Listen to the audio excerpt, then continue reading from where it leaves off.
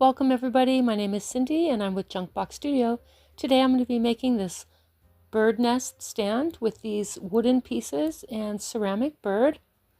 They're pieces that I just had in my stash, and I went ahead and pre-attached this with a screw at the top and a small nail at the bottom. And so now I'm just going to take a little bit of this apple barrel, and it is in warm buff. It's currently one of my favorite colors to use. And so because the base is white, I go ahead and add on enough coats to just have that solid paint color.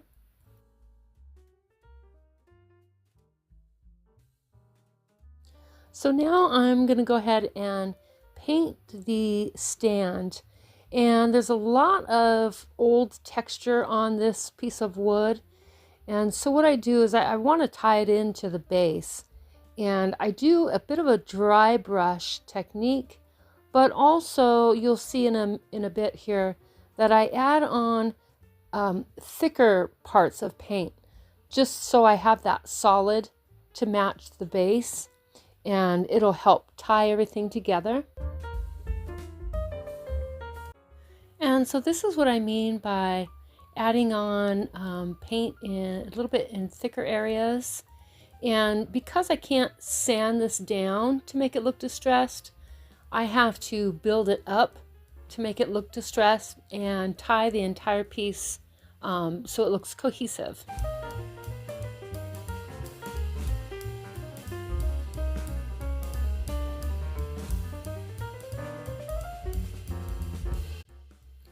And so now I'm just using that same apple barrel in warm buff to paint the bird.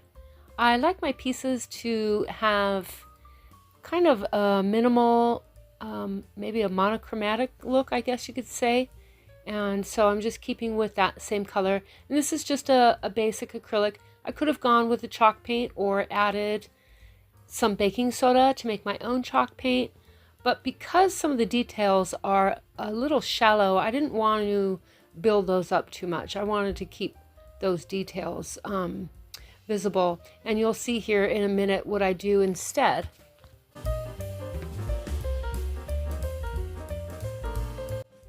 Now I'm taking this Ephemra book that I got from Amazon. I will have linked in the description. It is a wonderful book. I use it all the time. And I just chose this image because it ties in with the color scheme that I'm using. And I really like the antique or vintage writing on it. And so I thought it looked really good with this project.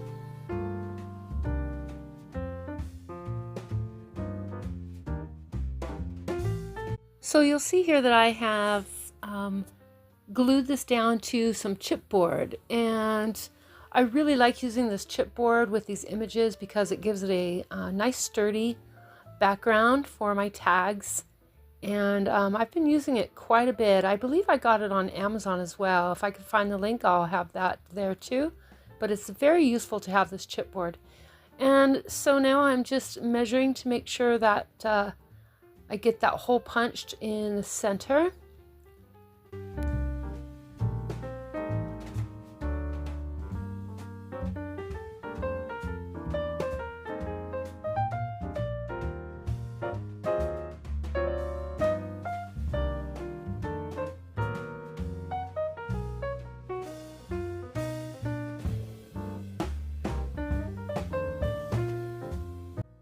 I'm using the Tim Holtz Distressing Ink.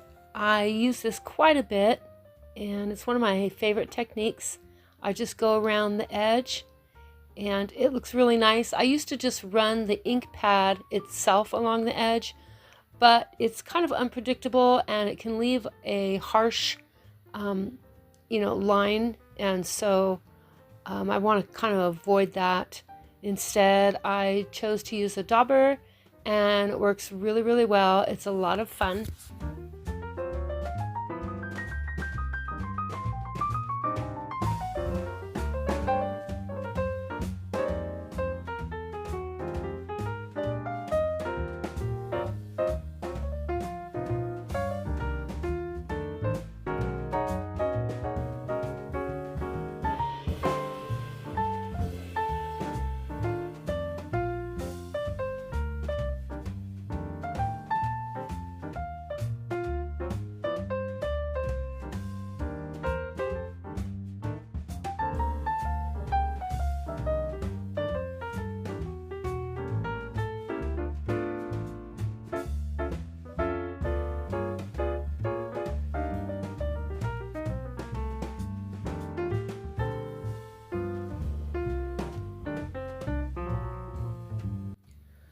So I'm also taking some of the ink and just going over the details on the bird. There wasn't any other thing I wanted to do. You know, I could have taken some like white paint and put that over the top to bring out the details. But then I would have to carry that paint over into the rest of the items there. And I didn't want to do that. So I wanted to stay in one color scheme. And so the ink that I'm using here matches with the ink on the tag. And then also you'll see I start to use it here along the items themselves, which I never really did before. I never inked any of my wood or metal pieces, but I'm starting to do it more often, and I'm really liking how it's looking, and it's giving me more options.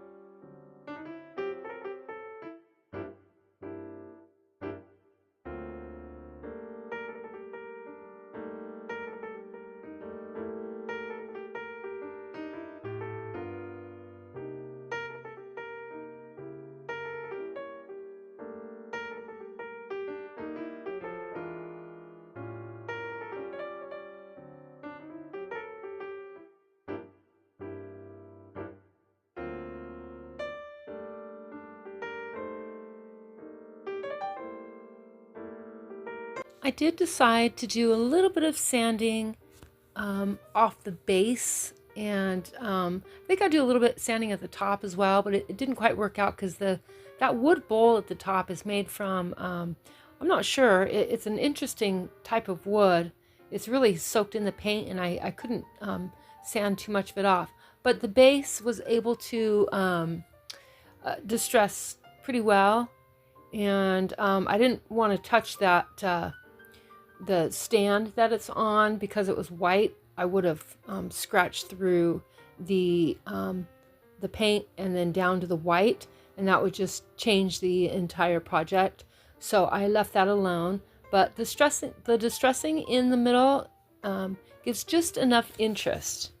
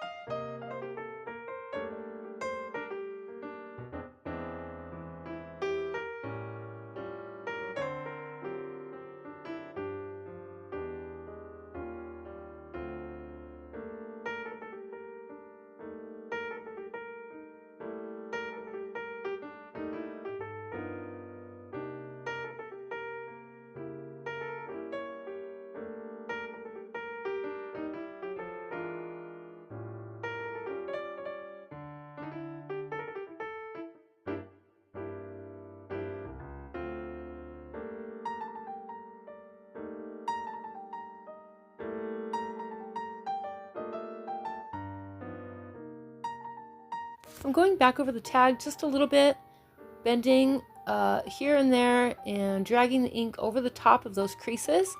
It adds a little bit more of an aged vintage look, and I like it just because it adds a lot of interest to the final piece.